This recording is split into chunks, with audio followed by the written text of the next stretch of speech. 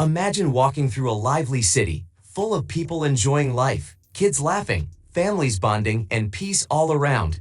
Now, picture that same city in ruins, bombed to rubble, only to be rebuilt, but this time under a different flag. That's Mariupol's reality today. Mariupol was once a vibrant Ukrainian city, but war ripped it apart. Now, Russia is attempting to rebuild and rebrand it as its own.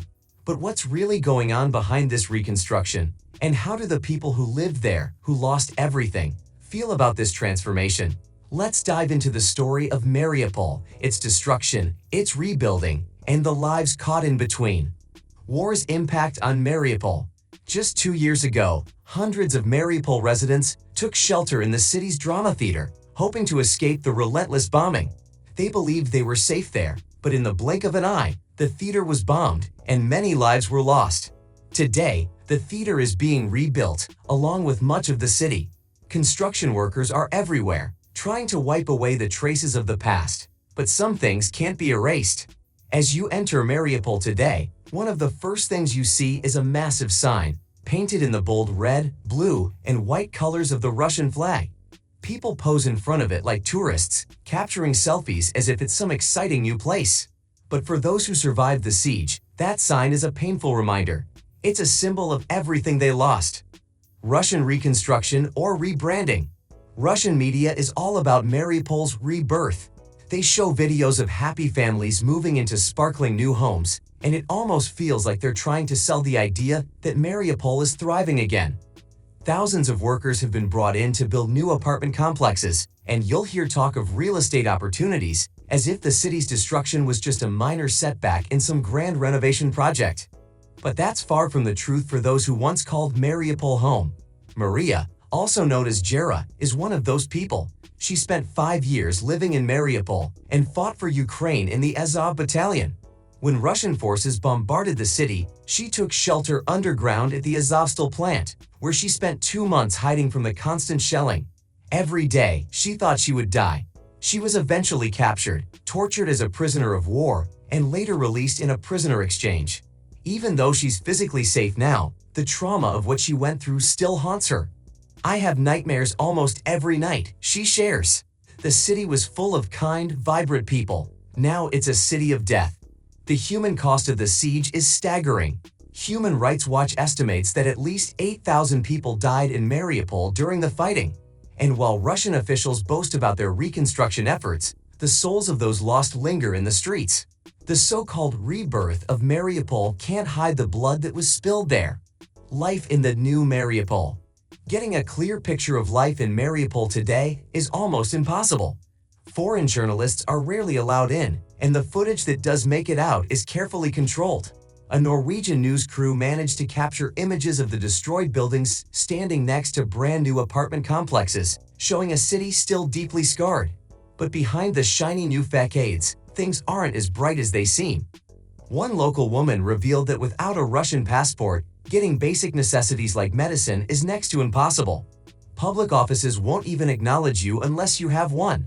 This is all part of Russia's effort to not only rebuild the city, but also reshape its identity. Real estate agents are even taking advantage of the chaos. One agent in a pro-Russian YouTube video showed an apartment where the family had clearly left in a rush, with children's toys scattered across the floor. Rather than addressing the tragic reality that drove these families away, the agent focused on the real estate opportunities now available. It's as if the war and the devastation are just minor inconveniences, easily brushed aside. For some former residents, returning to Mariupol is out of the question. Many of the original homeowners are either dead or have fled, with no plans to return to a city that no longer feels like home. The reality behind the rebuild. Russian authorities are keeping meticulous records of every building in Mariupol, demolishing some and patching up others. But for those lucky enough to receive a newly renovated apartment, the reality is often disappointing. Ivy Petro, a Russian YouTuber, has visited Mariupol several times to document what life there is really like. He shows buildings that look fine from the outside, but inside, they're barely livable. Walls are unfinished, electrical systems are faulty, and many apartments offer little in the way of actual comfort or shelter. There's compensation, Petro says, but it's never enough. Jobs are hard to come by, and the housing situation is a mess.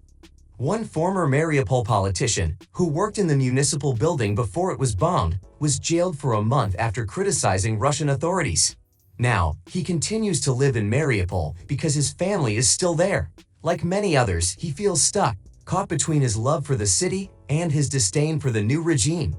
The emotional toll of war. For Maria, moving forward has been incredibly difficult. She's undergoing rehabilitation, trying to recover both physically and emotionally. But the idea of Mariupol being rebuilt by the same forces that destroyed it is sickening to her.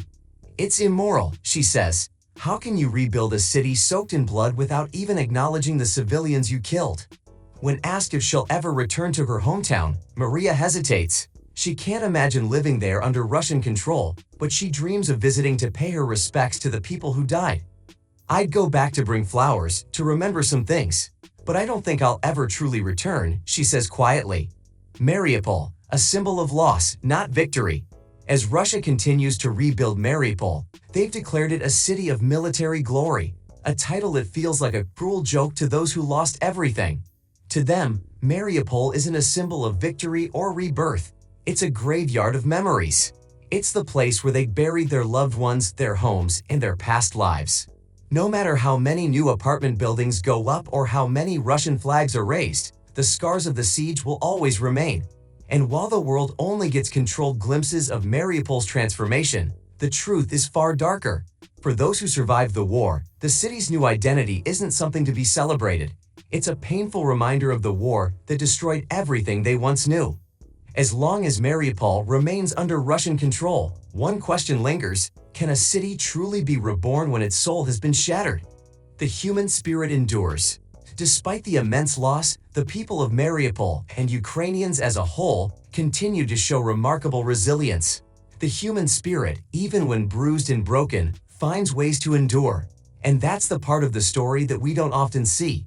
Yes, buildings can be rebuilt and streets can be renamed, but the strength of the people, those who've lost so much and still find a way to keep going, is what truly defines the city. What lies ahead for Mariupol? Mariupol's future remains uncertain. Under Russian control, the city is undergoing a physical transformation, but the emotional and psychological scars of the war will take far longer to heal, if they ever truly do. For those who lived through the bombings and the terror, Mariupol will always be more than just a place. It's a symbol of their pain, their loss, and their unbreakable spirit.